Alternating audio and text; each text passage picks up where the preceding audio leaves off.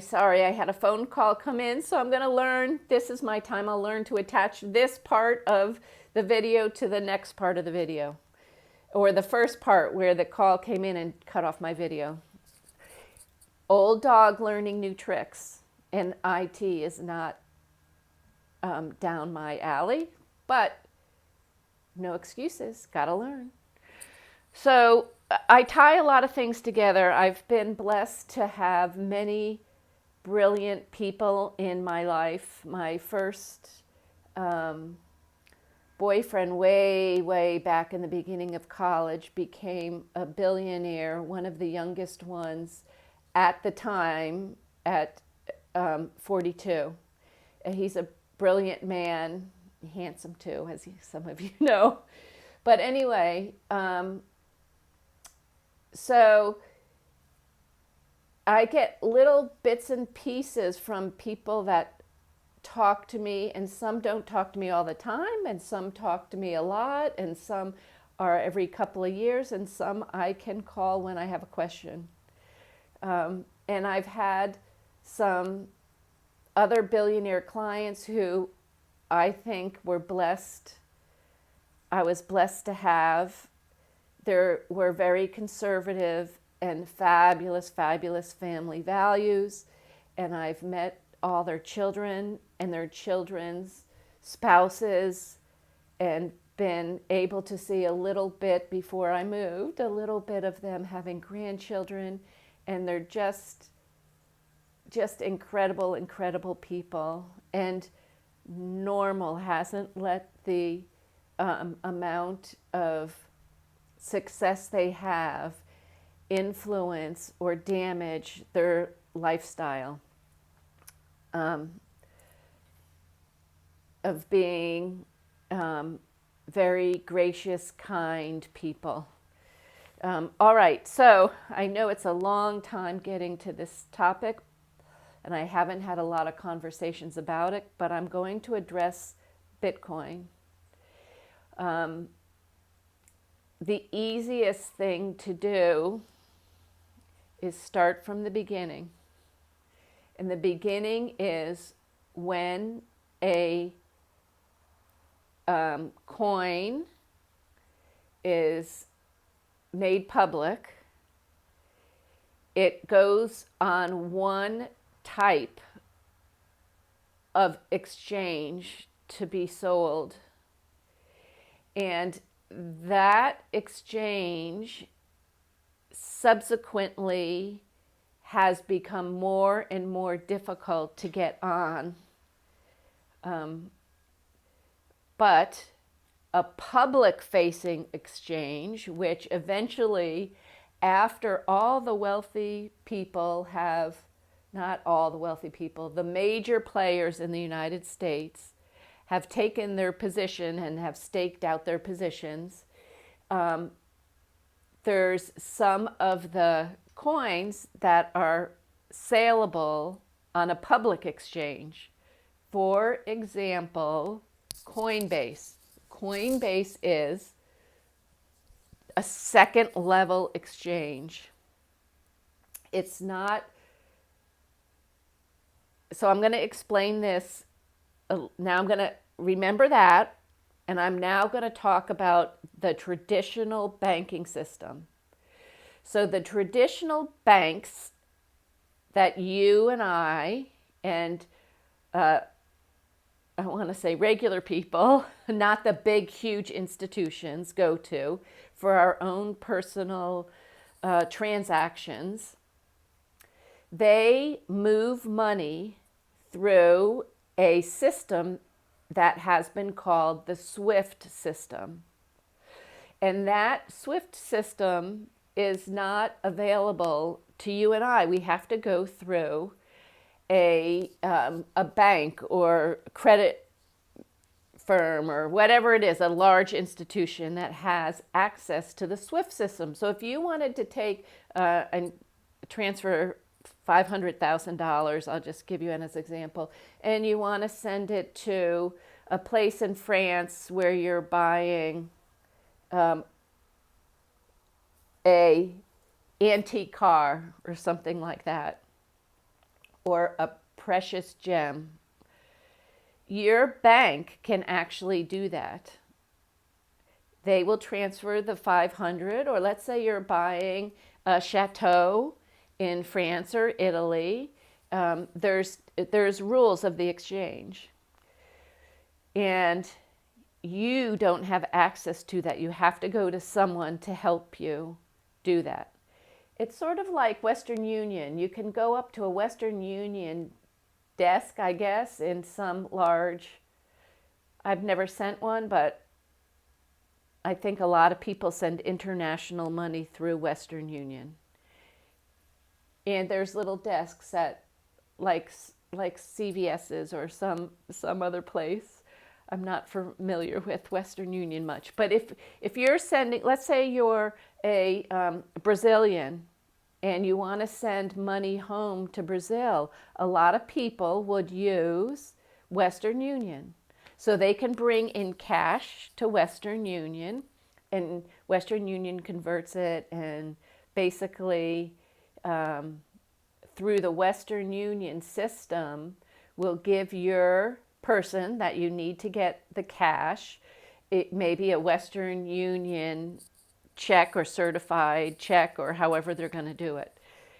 If it's a smaller amount, you might be able to actually get cash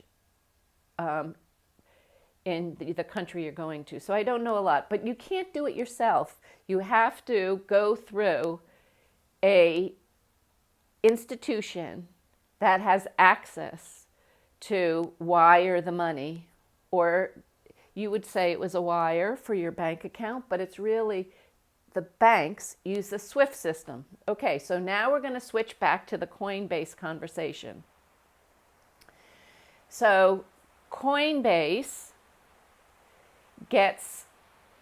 is a secondary market. Oh, can you hear me? It's starting to rain a lot.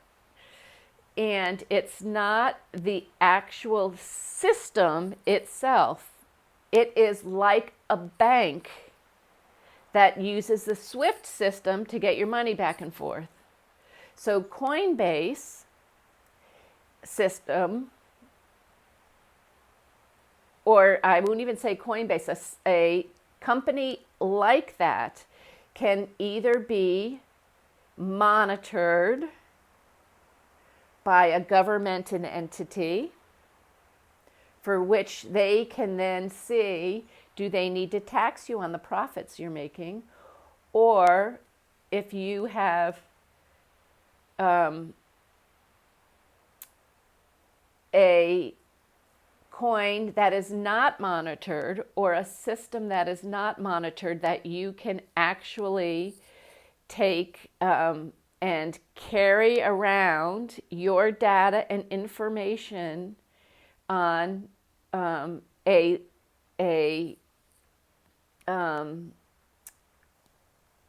like a data information keeper. What do you call them? I see I'm not an IT person, but you can carry it, you download it, and it takes it off that system, like a stable coin, takes it off that system, and it puts it on your little memory disk. It's not a disk, it's a plug-in thing. And you can carry that around, and if you lose that, no one can access it. And you can get that information. You're going to have a code, or sometimes a password phrase, or however you're doing it. So there's different levels of stable coins. I'm just going to use Bitcoin because it's sort of, people think of it as Bitcoin. Everything is sort of a Bitcoin, but Bitcoin is specific.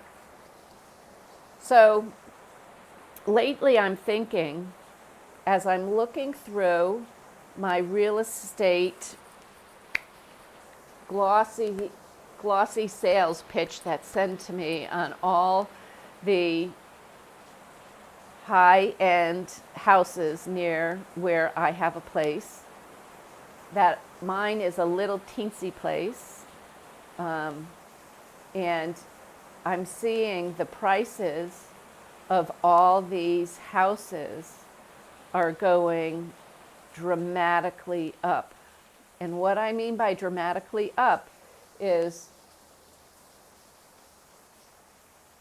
um, tens of millions. And I believe that Elon Musk bought a whole floor sort of near where I am, and he paid 100 million for the whole floor. So my thought process for myself is, oh my gosh, I better get my act together a little bit better. And I'm going to need to figure out not how to just live off the cash flow of my investments, but I need to figure out how to make more money. Inflation is going to be going up, and in my opinion, going up dramatically. We have a potential of a confrontation outside of our country as well as inside our country. There's many entities, people and entities that are getting their backs pushed up against the wall because they've done things that were not ethical and sometimes not legal. And it sounds like to me that there's going to be, in the future, as things get organized, retribution to enforce the law that hasn't been forced for a long time. So, how do you start making more money in a time when not only the citizens are confronted and worried and having a difficult time buying basics, housing, food? Beef is going to be up tremendously if you look at the futures market. Okay, I'm trying to keep it. Beef is going to be going up a lot, and it's already happening.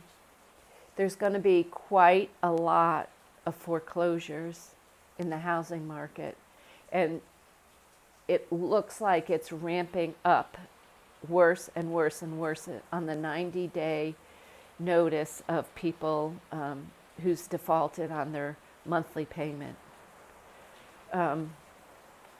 So if by chance you have a very good credit score, you are going to have an opportunity to buy things and place and locations that you perhaps haven't had the ability to do in the past if you have significant funds and good credit scores. And I know over 80% of the population now does not have exceptional credit score and does not have a storage of funds that are paycheck to paycheck. So I ask myself, how am I going to protect my family's future generations? I'm going to have to get my act together just when I'm supposed to be retiring. So that's what is on my mind lately. And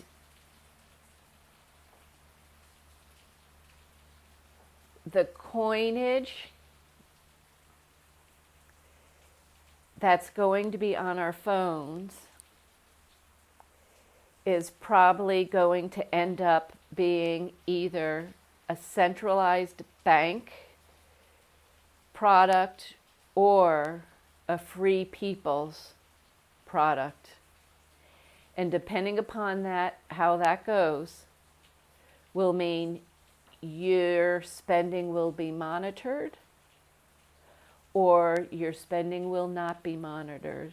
And if it is monitored, they will be able to shut down your capabilities of buying at the grocery store what they do not want you to buy.